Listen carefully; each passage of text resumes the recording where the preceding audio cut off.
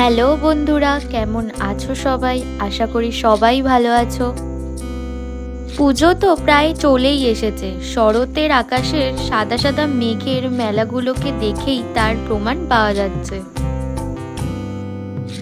আজ রবিবার, ছুটির দিন। সকাল থেকে ঘরে বসে ভীষণ একঘেয়ে লাগছিল, তাই সাডেনলি প্ল্যান করে বেরিয়ে পড়লাম ইস্কন টেম্পলের উদ্দেশ্যে।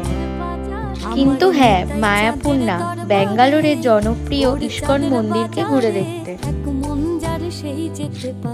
আমাদের কোয়ার্টার থেকে প্রায় 30 মিনিট স্কুটি চালিয়ে আসার পর আমরা ফাইনালি পৌঁছালাম ইস্কন মন্দিরের এন্ট্রি গেটের সামনে।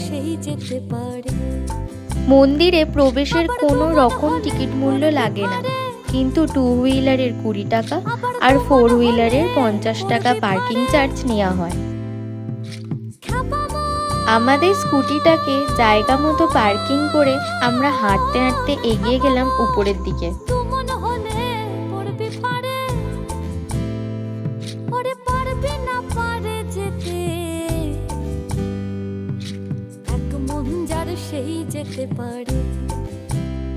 আমার নিতাই চাঁদের দরবারে, গোড় চাঁদের বাজারে।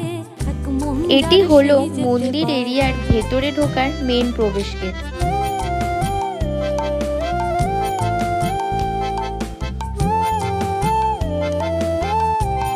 কিন্তু মন্দিরে প্রবেশ করার আগে আমাদের এখানে নিজেদের জুতোগুলোকে বস্তাতে ভরে জমা দিয়ে দিতে হলো।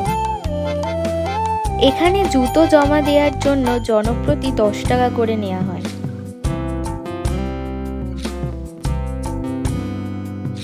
ব্যাঙ্গালোরের এই ইস্কন মন্দিরটি বিশ্বের বৃহত্তম রাধাকৃষ্ণের মন্দিরগুলোর মধ্যে একটি। সপ্তাহে প্রতিদিনই সকাল 7:30 থেকে দুপুর 1টা আর বিকাল 4:30 থেকে সন্ধ্যে 8:30 পর্যন্ত ভক্তদের জন্য এই মন্দিরটি খোলা থাকে। প্রতি বছর জন্মাষ্টমীর সময় এই মন্দিরটিকে ভীষণ সুন্দরভাবে সাজানো হয়, সাথে ভক্তদের জন্য বিশেষ ভোগও বিতরণ করা হয়।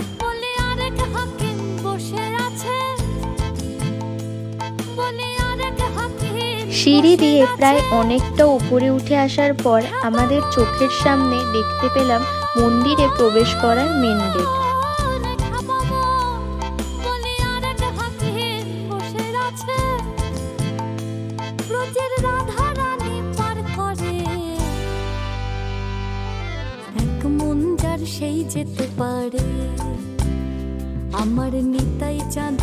এখান থেকে ভেতরে প্রবেশ করে দেখলাম একটি নরসিংহদেবের মন্দির। অনেকে এখানে লাইন দিয়ে পুজোও দিচ্ছেন।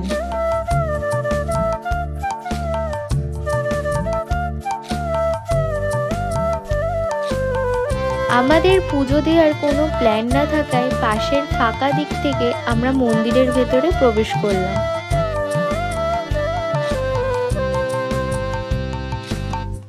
আপনাদের জানিয়ে রাখি, এই মন্দিরটির ভেতরে ফটোগ্রাফি, ভিডিওগ্রাফি একদম নিষিদ্ধ।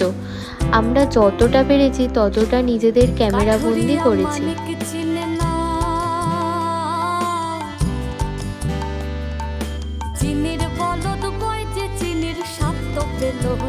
এই মন্দিরটির ভেতরে বিষ্ণু ভগবানের নরসিংহ অবতারকে বিশেষভাবে পুজো অর্চনা করা হয়।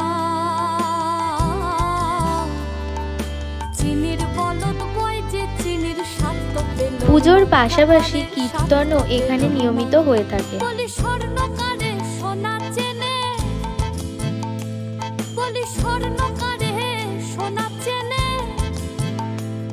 1997 সালে মে মাসে ভারতের নবম রাষ্ট্রপতি ডক্টর শঙ্কর দয়াল শর্মা এই ইস্কন মন্দিরটির উদ্বোধন করেন। এবার আমরা মন্দিরের গর্ভগৃহে প্রবেশ করলাম। এখানে প্রবেশ করার পর চোখের সামনে অসাধারণ সৌন্দর্য দেখতে পেলাম। চারিদিকের উঁচু উঁচু দেয়ালগুলোতে বিভিন্ন ধরনের চিত্রশিল্প, সাথে খুব সুন্দর একটি ঝাড়বাতি, বেশ সুন্দর লাগছে। আর এই হলো আমার আপনার সবার ভক্তের ভগবান রাধাকৃষ্ণের অপূর্ব সুন্দর মায়াময়ী মূর্তি। কি সুন্দরভাবে সোনার পাতে মোড়া সিংহাসনের ওপর সাজিয়ে গুছিয়ে যত্নের সাথে পুরোহিতরা পুজো অর্চনা করছেন। এক মন যার সেই যেতে পারে।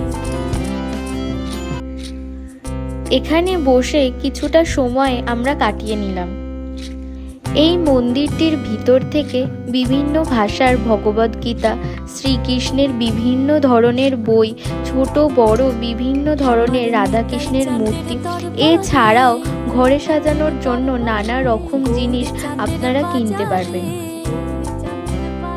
আমার নিতাই চাঁদের দরবারে, গৌর চাঁদের বাজারে, এক মন যার সেই যেতে পারে।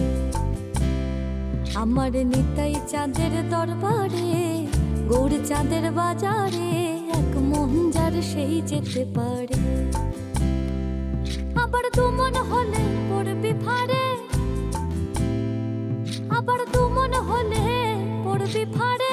আমিও ঘরে সাজিয়ে রাখার জন্য এখান থেকে একটা ছোট্ট গোপাল মূর্তি আর একটা রাধাকৃষ্ণের ফটো ফ্রেম কিনে নিলাম।